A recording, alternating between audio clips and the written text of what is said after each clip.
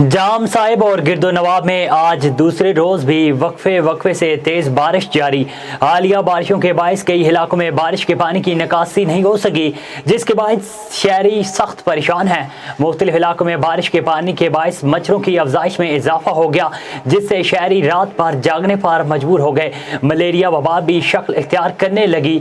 इंतजामिया गायब हो गई। इलाका माकीन सख्त परेशानी का शिकार हैं, जबकि सखी जाम दातार का कदीमी कब्रिस्तान मुकम्मल तौर पर ज़ेरियाब हो गया।